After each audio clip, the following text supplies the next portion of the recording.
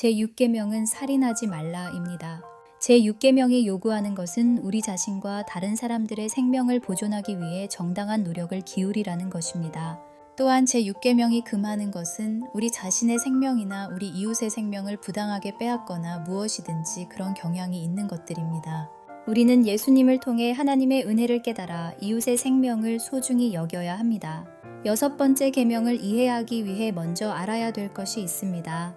그것은 바로 10계명 전체의 구조와 문맥 속에서 이 계명을 이해하는 것입니다. 10계명은 단절된 10개의 계명이 아닙니다. 이 전체는 하나의 말씀이며 문맥적으로 서로 긴밀하게 연결되어 있습니다.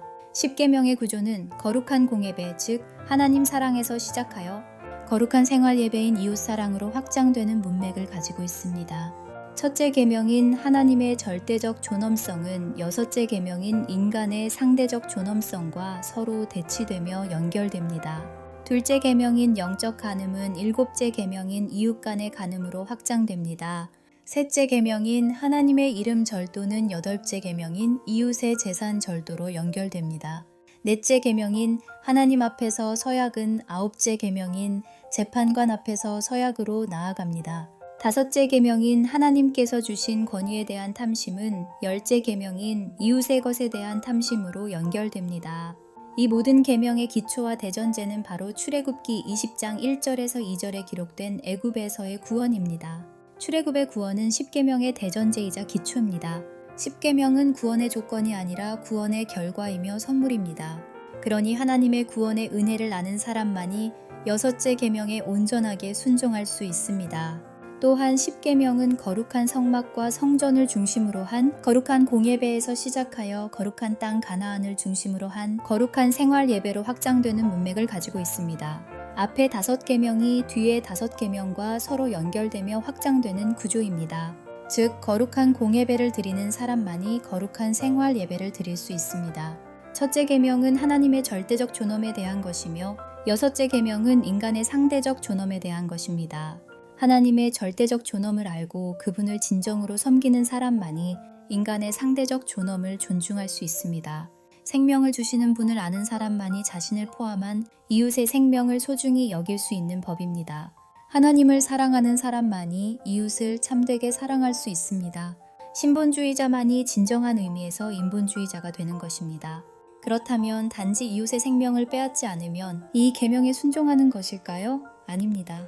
생명의 주인이신 하나님의 은혜를 깨달아 이웃을 사랑하는 마음으로 그의 존엄을 소중히 여기는 것이 이 계명에 대한 참된 순종입니다.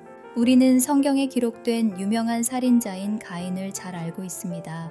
창세기 4장을 보면 그는 자신의 형제 아벨을 살해합니다. 창세기 4장 3절에서 5절 그리고 히브리서 11장 4절에 나타나듯 아벨과는 달리 가인은 하나님께서 기뻐하시는 제사인 예배를 드리지 않았습니다. 그의 마음은 분노로 가득했고 하나님의 책망을 듣고도 회개하지 않았습니다. 그리고 마침내 자신의 아우 아벨을 쳐 죽였습니다. 하나님께서 아벨이 어디 있느냐고 물으실 때도 모른다고 딱 잡아댔습니다. 여기서 우리는 여섯째 계명의 속성을 발견합니다. 가인의 범죄는 예배, 즉 제사에서 시작되었습니다. 하나님을 사랑하지 않는 데서 시작된 것입니다. 그 결과는 형제를 살해하는 영적, 물리적 파괴로 나타났습니다. 하나님을 사랑하지 않는 사람은 결코 이웃을 사랑할 수 없습니다. 공예배의 제단을 훼손하는 것에서 시작하여 생활예배의 땅을 훼손하는 것으로 나아가 마침내 살해라는 끔찍한 열매를 맺었습니다. 이와는 반대로 하나님의 구원의 은혜를 아는 사람만이 여섯째 계명에 온전히 순종할 수 있습니다. 하나님을 사랑하여 그분께 참된 예배를 드리는 자만이 이웃을 사랑하여 그의 생명과 존엄을 소중히 여길 수 있습니다. 사도 요한은 요한일서 3장 12절에서 15절을 통해 여섯째 계명을 이렇게 설명합니다.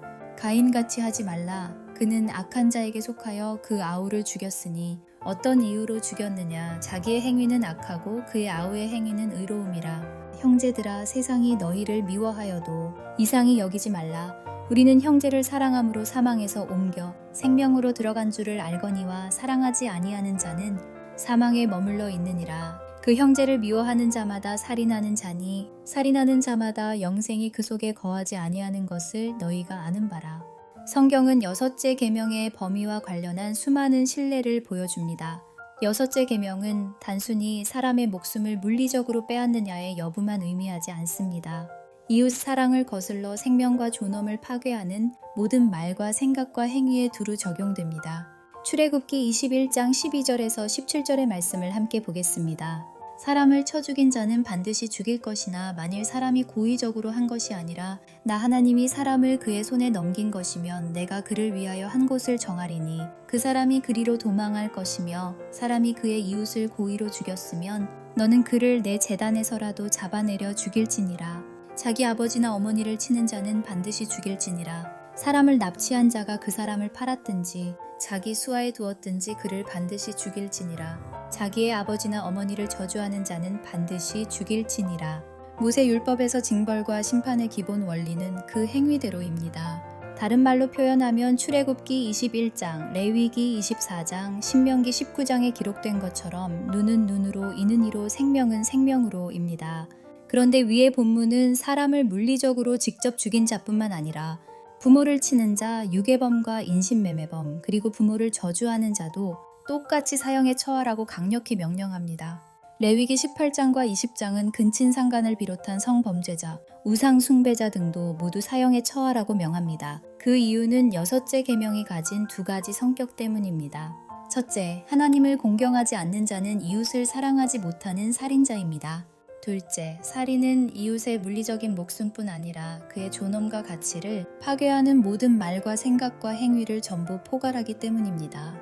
이상의 모든 내용은 우리 자신이야말로 냉혹한 살인자들이라는 깊은 사실을 가르쳐 줍니다. 단 한 사람 외에는 이 여섯째 계명의 무서운 정죄를 피할 자가 아무도 없습니다. 그 유일한 분은 바로 십자가 위에서도 끝까지 아버지를 사랑하시고 원수들을 향해 누가복음 23장 34절의 말씀처럼 아버지 저들을 용서해 주세요.